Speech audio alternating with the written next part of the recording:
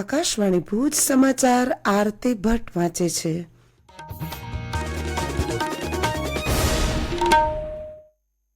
નમસ્કાર.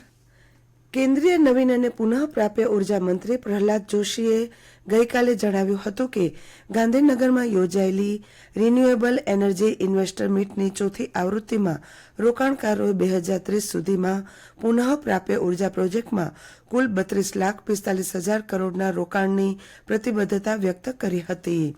ગાંધીનગર ખાતે પત્રકાર પરિષદને સંબોધતા શ્રી જોશીએ જણાવ્યું કે વિવિધ રાજ્ય સરકારો અને ખાનગી ઉત્પાદકોએ વર્ષ 2030 સુધીમાં સૌર અને પવન ઉર્જા સહિતના અક્ષય ઉર્જા ક્ષેત્રમાં નોંધપાત્ર રોકાણ કરવાની ખાતરી આપી છે. વધુમાં તેમણે જણાવ્યું કે ઉર્જા ક્ષેત્રમાં તાજેતરમાં આવેલા પરિવર્તનમાં ભારત અગ્રણી રહ્યું છે અને હવે લોકોમાં પુનઃ પ્રાપ્ય ઉર્જા અંગે જાગૃતિ ફેલાવવાનો સમય આવી ગયો છે. ઉપરાષ્ટ્રપતિ જગદીપ ધનખડ આજે સમાપન સમારોહનું અધ્યક્ષપદ સંભાળશે. જિલ્લા ગ્રાહક તકરાર નિવારણ કમિશન કચ્છ દ્વારા 14મી સપ્ટેમ્બરના લોક અદાલત યોજાઈ હતી, જેમાં 50 જેટલા કેસો સમાધાન અર્થે મૂકવામાં આવેલ હતા, જેમાંથી 30 કેસોના વળતર પેટેના દાવા માટે ₹18,65,307ના વ્યવસ્થાપન કરવામાં આવ્યા હતા, જેમાં અકસ્માત, મેડિક્લેમ, લેન્ડ ડેવલપર્સ તથા ઈ કોમર્સ ફ્રોડ જેવા વિવિધ કેસોને રાખવામાં આવ્યા હતા. કેસોમાં ફરિયાદી, સામાવાળા અને બંને પક્ષના વકીલોએ હાજર રહી લોક અદાલતને સફળ બનાવવા અને મહત્તમ કેસોનો અસરકારક નિકાલ લાવવામાં પ્રયત્ન કર્યા હતા.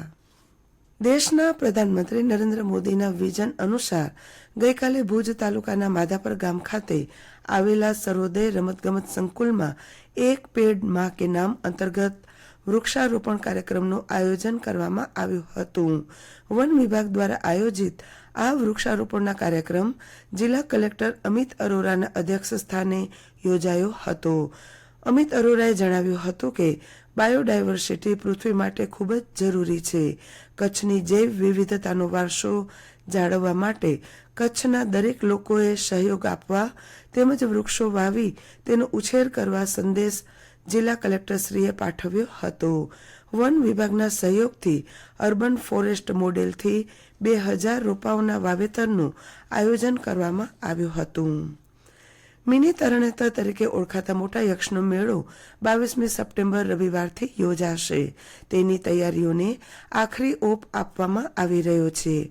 મેળામાં 700થી વધુ પ્લોટની ફાળવણી કરવામાં આવી છે. આ મેળામાં સઘન પોલીસ બંદોબસ્ત, ટ્રાફિક વ્યવસ્થાપન, પાર્કિંગ વ્યવસ્થા અને ભીડવાળી જગ્યા પર સીસીટીવી કેમેરા લગાવવાની કામગીરીને આખરી ઓપ આપવામાં આવી રહ્યો છે. આજથી શ્રાદ્ધ પર્વનો પ્રારંભ થઈ રહ્યો છે, જે 2 ઓક્ટોબરે સર્વપિતૃ અમાવાસ્યા એટલે કે ભાદરવા અમાસના દિવસે સમાપ્ત થશે. આ દિવસો દરમિયાન શુભ કાર્યોના આયોજન બંધ રહે છે અને પિતૃઓ માટે શ્રાદ્ધ, તર્પણ અથવા પિંડદાન વગેરે કરવાની પરંપરા છે. પિતૃપક્ષ પૂર્ણ થતાં જ બીજા દિવસથી એટલે કે 3 ઓક્ટોબરથી નવરાત્રિ પર્વ શરૂ થશે. જિલ્લામાં આગામી 30 ઓક્ટોબર સુધી શહેરી અને ગ્રામ્ય વિસ્તારોમાં સેવા સેતુ કાર્યક્રમ યોજાશે.